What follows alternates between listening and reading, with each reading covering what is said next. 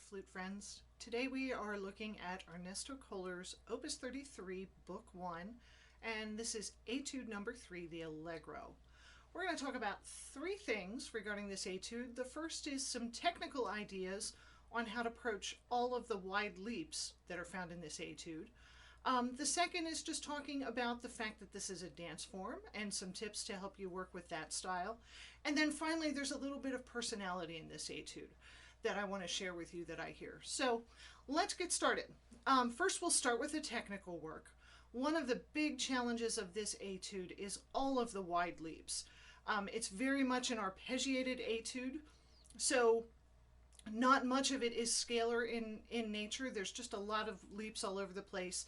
And there are places like starting in measure 17 where some of those intervals are quite wide.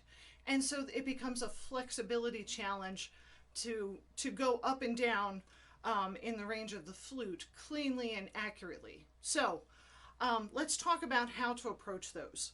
The first thing that I think about is the fact that when you're dealing with wide leaps, your mouth is going to move. It's not going to stay exactly the same. There is not one good flute embouchure, but a good flute embouchure is actually very fluid and will change depending on what is being required at the time. So don't expect your face to feel the same the entire time you're playing, especially something like this Etude number 3 that requires a lot of flexibility. There will be some changes that take place.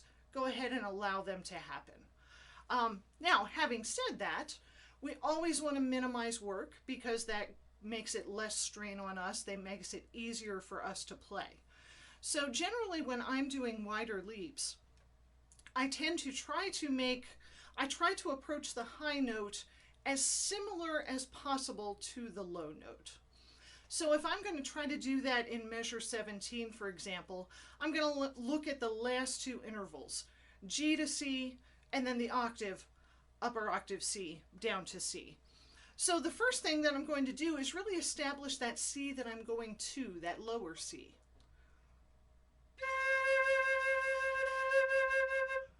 I'm going to just play that note. I'm going to memorize what it feels like in the embouchure to play that. I'm going to memorize the type of airstream that it needs to really play that note in a resonant way that sounds good. And then what I'm going to do, I'm going to actually play the interval backwards to practice. I'm going to try to start on that low C and first get up to the G and try to get there essentially by only putting my fingers down. I'm going to imagine that my lips aren't moving at all, although they probably will be a little bit.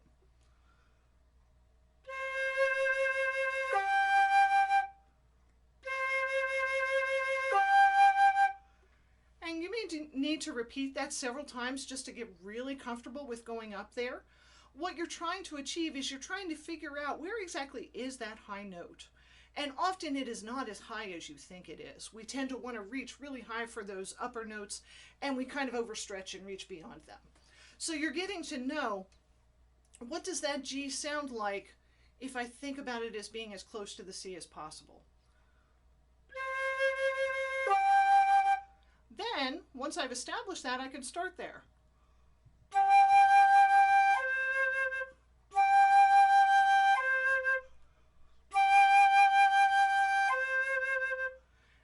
Isolate that interval, and I'm going to play it several times until I really get comfortable. That's a key pinnacle, I think, of practicing.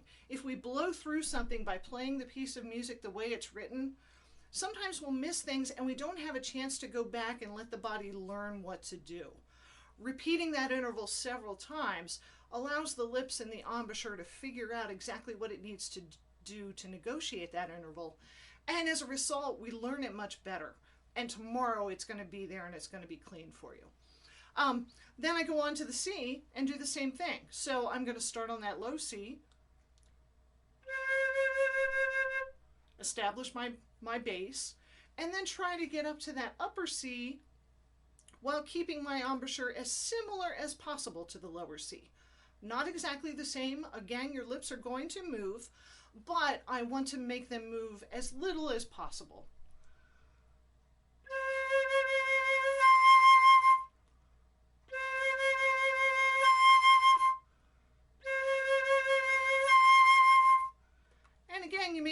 several tries until you're really truly happy with that interval, then reverse it.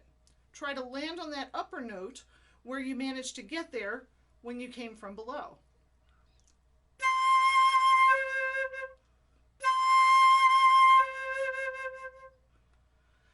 So with that approach, if you go through each one of those intervals, a lot of them are repeated, so it's not as many as you might think.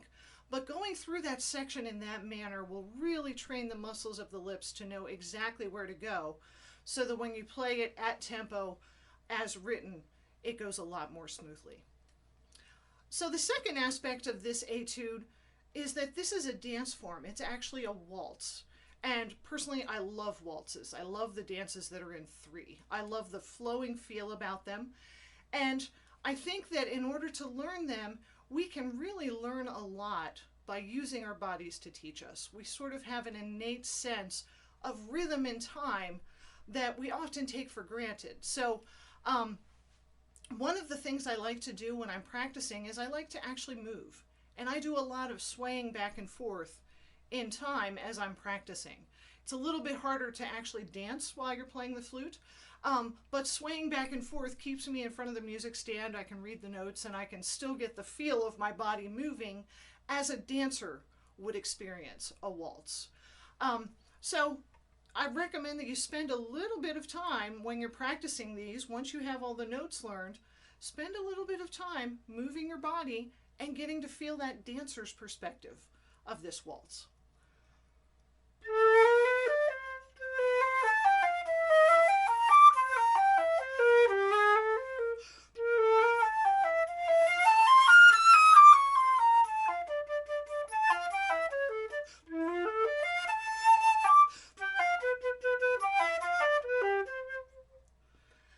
That little bit of motion just gives it a lilt and an energy and a life that dance music really needs to sparkle and succeed and captivate your audience.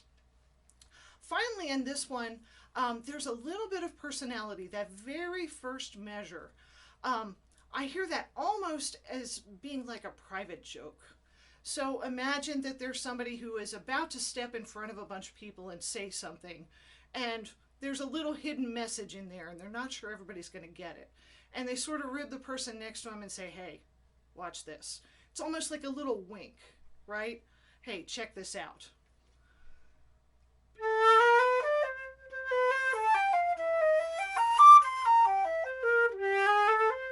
There it is again. So every time I get to that idea, that little bit of chromaticism that's there, what I'm doing is I'm actually directing the air down into the flute a little bit to give it give the tone a little more harmonic content, to make it sound more like an oboe. And that gives that little bit of wink-like characteristic to it. So, you know, yes, do your technical work, work on your leaps, but don't forget that music ultimately is about personality and fun. And that's ultimately what you want to share with your audience. So I hope you learned some good things. I hope you enjoy this etude as much as I do, and happy fluting to you.